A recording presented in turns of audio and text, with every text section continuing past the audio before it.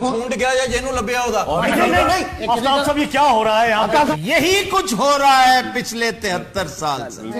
دیکھیے اخلاقی گراوٹ کا عالم کہ اس کا فون گرا ہے اور اپنے سارے دکھ بھول کے صرف مال غنیمت سمیٹ رہے ہیں۔ یہی کچھ انہوں نے کیا تھا جنگ احد کے موقع پر۔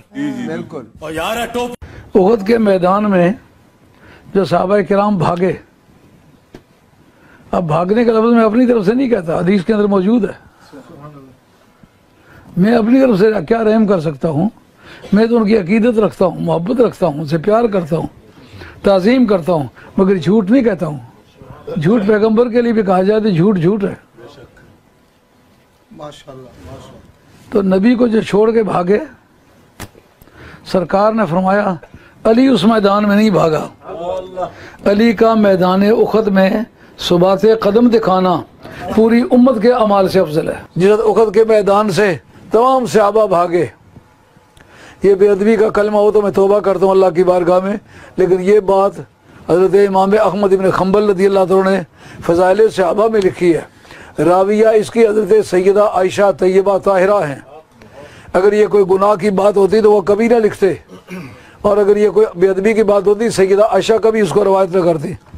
کہتے ہیں میرے باپ کا یہ بھی امتیاز ہے، جو بھاگے ہوئے لوگ تھے ان میں سب سے پہلے میرے ابا جی واپس آئے تھے۔ بھاگے کب ہیں؟ جب 8 شہداء کی لاشیں تڑپ رہی ہیں، جیسے تھوڑے پانی میں مچھلی تڑپ رہی ہوتی ہے، گردنیں وہ پڑی ہوئی ہیں، باڈیاں وہ پڑی ہوئی ہیں، خون کے سیلاب ہیں، خون کو دیکھ کے آدمی سمجھتا فلڈ آیا ہوا ہے خون کا۔ اور میدان سے 300 آدمی تو پہلے آتے ہوئے راستے سے چلے گئے تھے منافقین جان اور مال کا خسارہ کبھی قبول نہیں کرتا۔ انہوں نے کہا ہم نہیں جاتے، راستے واپس کل 1000 بندہ تھا، 700 آئے، 700 میں سے جب 70 آدمی بیک وقت شہید کر دیے گئے، اس وقت باقی بندے کتنے رہ گئے؟ 630 رہ گئے۔ چلو 630، وہ 630 اجماع امت کے طور پر بھاگے، اکٹھے گئے، نہیں بھاگا کسی میدان میں تو علی نہیں بھاگا۔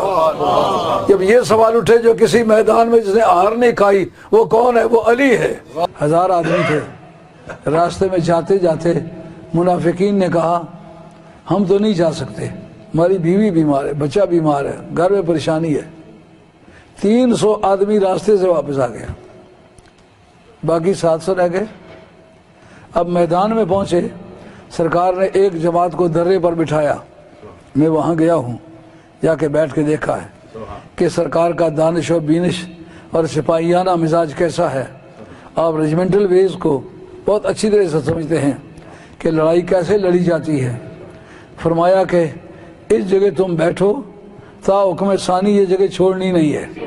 اگر اس طرف سے کوئی فوجی دستہ آ نکلے، ایسے سمجھیں کہ شمال کی طرف کمان کی طرح ایک ٹیڑھا پہاڑ ہے، اس کا نام ہے احد شریف۔ دیکھتے وقت ایسا پتہ چلتا ہے کہ پھونک مارو وہاں پہنچ جائے، چل کے جاؤ تو 3 میل ہے۔ تو اس کی پچھلی طرف سے کوئی پھر کے آئے تو اس درے سے آ نکلے، آپ نے اس کا مقابلہ کرنا ہوگا۔ ادھر ہم مریں یا مر جائیں، کچھ بھی کریں یا مار ڈالیں، مال غنیمت کے لیے ادھر نہیں آنا، ادھر بیٹھ کے تماشا دیکھنا ہے۔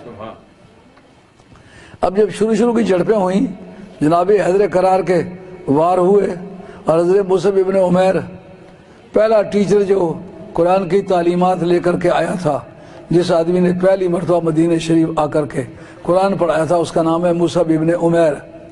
اس نے پہلی جھڑپوں میں اپنے بھائی کا عبداللہ بن عمیر کا سر اتار کے کہا یا رسول اللہ اب بتائیے۔ آپ نے فرمایا لا یؤمن احدکم حتی اکون احب الیہ من والدہ وولدہ والناس اجمعین۔ جناب فاروق سے اعظم سے فرمایا کہ لا یؤمن احدکم حتی اکون احب الیہ من نفسہ، جب تک میں تمہاری جان سے بھی تمہیں پیارا نہ ہو جاؤں اس وقت تک تم دعویٰ کرو کہ ہم مومن نہیں ہوگے۔ اب جناب پہلی جھڑپوں میں ان کا پلہ، مسلمانوں کا پلہ بھاری ہو گیا، کافر بھاگنے لگے۔ اتنے میں ان لوگوں نے جو درے میں بیٹھے ہوئے تھے انہوں نے دیکھا کہ مال غنیمت لوٹا جا رہا ہے، تو وہ جلدی وہاں سے چھوڑ کے آ گئے، چونکہ سرکار کا فرمان تھا تا حکم ثانی بیٹھنا ہے۔ اب وہ ملی ہوئی فتح شکست میں تبدیل ہو گئی۔ رب نے قرآن میں اس سے پردے کا انکشاف کیا ہے، کہا کہ تمہیں جو فتوحات مل رہی تھیں وہ حضور کے صدقے میں مل رہی تھی، جب میرے یار کی نافرمانی کی تو ملی ہوئی فتح شکست میں تبدیل ہو گئی۔